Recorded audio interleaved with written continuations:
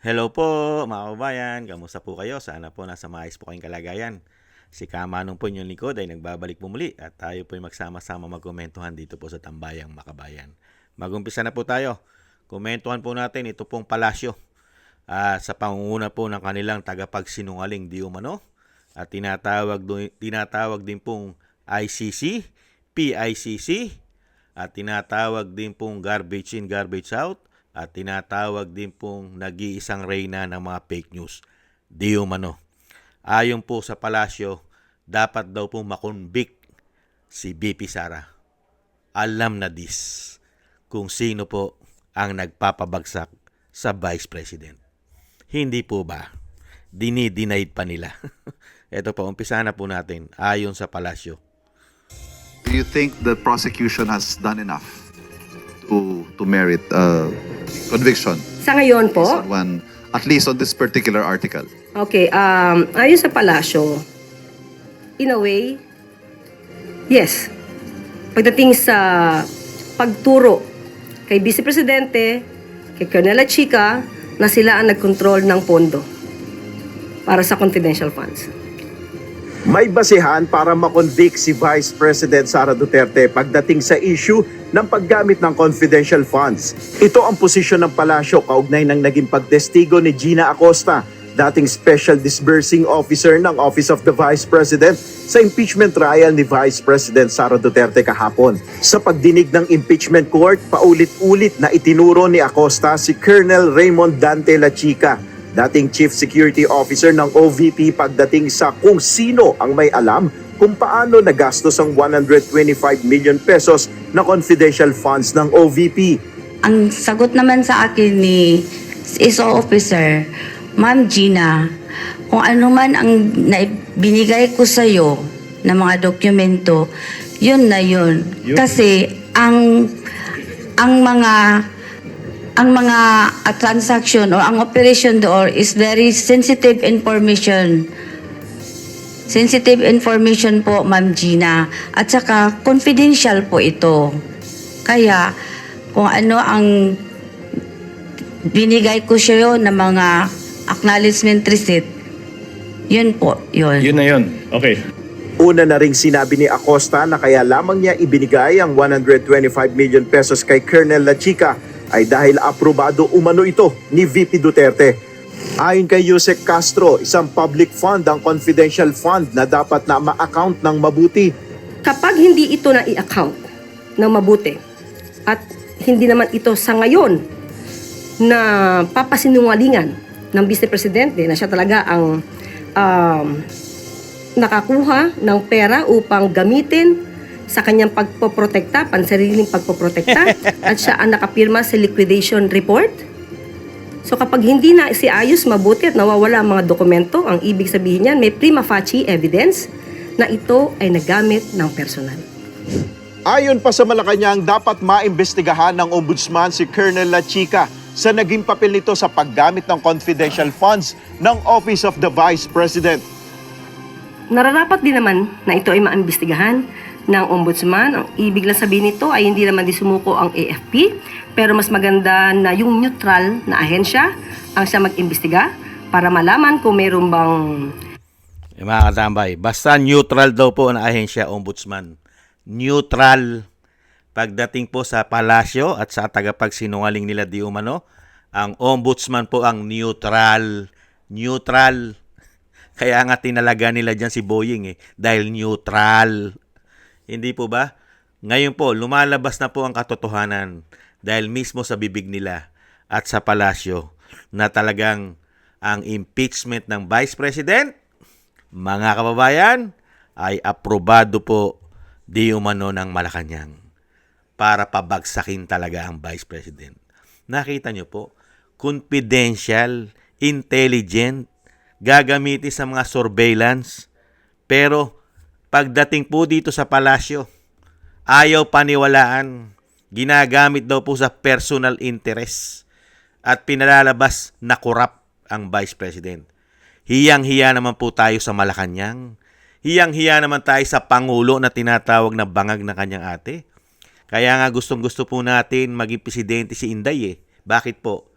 dahil kailangan din pong ilabas nila ang report, documents ng 4.5 billion confidential intel fund ng tinatawag na bangag na kanyang ate. Pati po ang ombudsman, pati si Boying, nung panahon siya'y DOJ, hindi bababa sa 1.5 billion ang kanyang confidential intel fund. Kailangan pong ipaliwanag din po nila yan sa taong bayan. Kailangan po natin maging presidente talaga si Inday, ang agila ng Mindanao. Lahat po, pagka ganyan po pala ang ginagawa nila, pagdating sa confidential intel fund, sinisingle out nila ang isang vice president sa 125 million, di hamak na hanapin din po ng mga Pilipino ang mas malaki, di hamak na ubod ng laking confidential intel fund na hinahawakan po nila.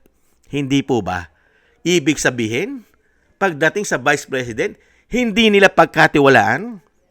Mga kababayan, ayaw nilang paniwalaan ang mga achievement na pinipresenta ng Office of the Vice President sa kanyang paggamit ng confidential intel fund.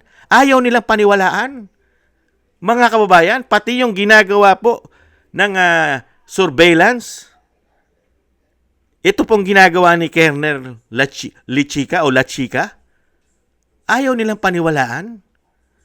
Yung mga yung ginagawa po ng Office of the Vice President, yung mga achievement, lalong-lalo po sa eskwelahan, na na-maintain, na walang kaguluhan sa mga estudyante, wala tayong nabalitaan.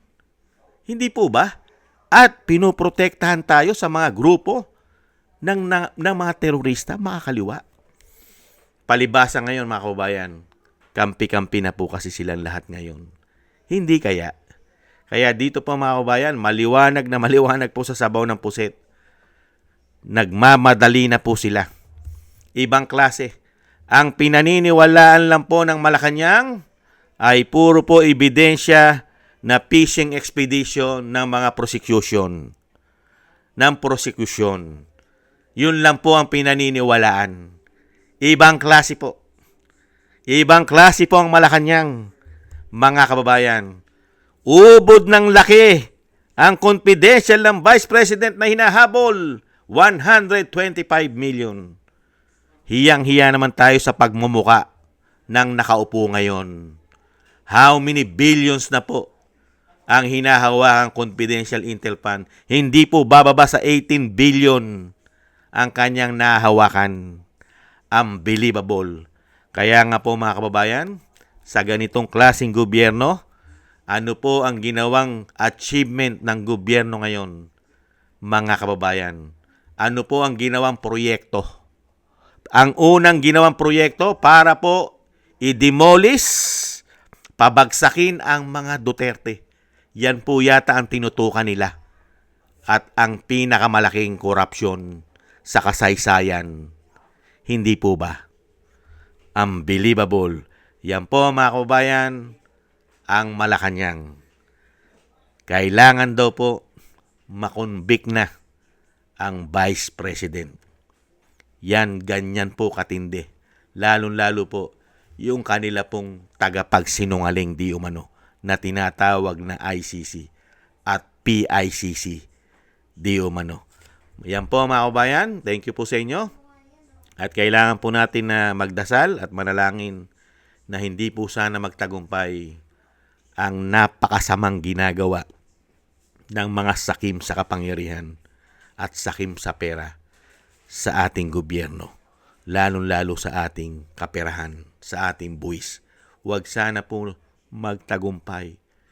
Ito pong mga tao na ito, huwag naman po sana ipagkaloob na sila'y maghari sa ating bansa. Huwag naman po sana. Sama po natin sa ating mga dasal at panalangin. Maraming salamat po, mga kabayan, sa inyo po, sa nakakagusto po ng Tambayang Makabayan sa YouTube at TikTok. At ganun din po sa inyong mga comment, like, share, and subscribe. At patuloy po nagsusubscribe. Maraming salamat po. Thank you po. Shoutout po sa inyo lahat. At thank you rin po sa mga nagbibigay po ng tulong at biyaya. Shoutout po kay Eric Kershaw from Canada. Ani Jo, ako si Phil-Am. Baby Roman, Ate Isa from Cagayan Bali. Kay Tata Inik from Toronto, Canada. Jesus Valdepena, Rolando Guerrero, Mila Yi, Felipe Shapno from Texas, USA, Ma'am LB Sermani from North Miami, Florida, USA, Mika Ligaspi, Frank Zamora, Romulo Divina Gracia from Bacolod City, at Jem Aris from United Arab Emirates. Thank you po. Shoutout po sa inyo lahat. Ingat-ingat po kayo sa inyo pumapagawa. At taste lang po tayo at samahan po natin ng maraming dasal at panalangin. God bless po sa inyo lahat. Paalam. Bye-bye.